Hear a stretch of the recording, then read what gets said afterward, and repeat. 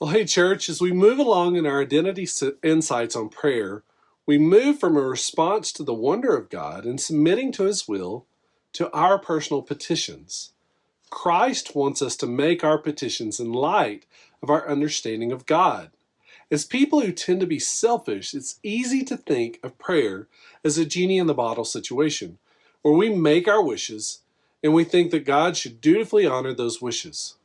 But this misses the point of proper prayer, and frankly, it leads to puny and often pointless prayers that miss the scope that a holy God works in.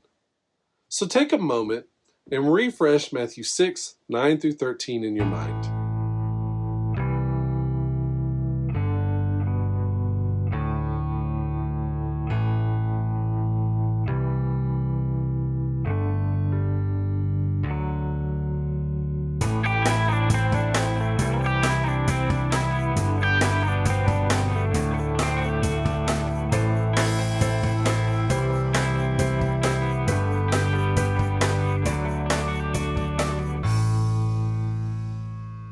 So verse 11 says, "Give us this day our daily bread," or simply, meet our physical needs.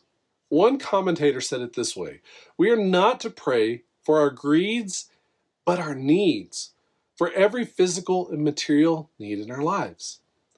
In God's good design, we are created to consume food to be sustained.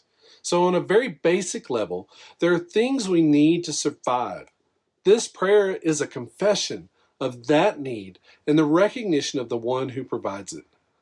I believe this is a simple yet crucial tuning of our hearts, making priority for what God makes priority, starting with the basics of life.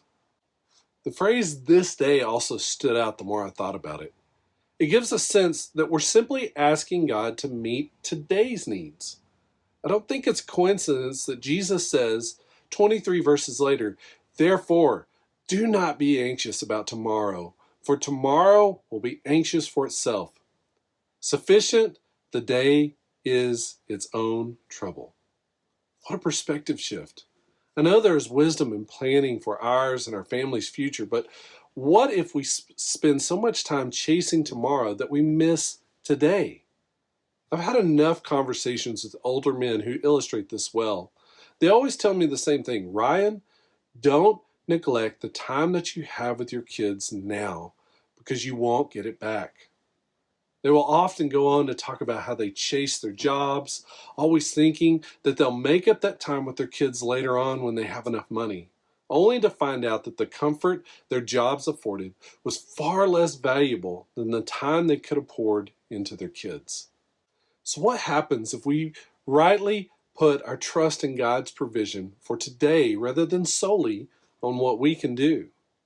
The energy that we spend stressed about having enough money is instead refocused on proclaiming the gospel to your coworkers through your words and your actions. You don't stress because you know you have a good Father that will meet your needs.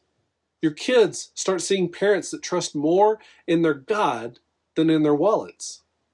You begin to express a grateful attitude for what you have rather than trying to keep up with the Joneses.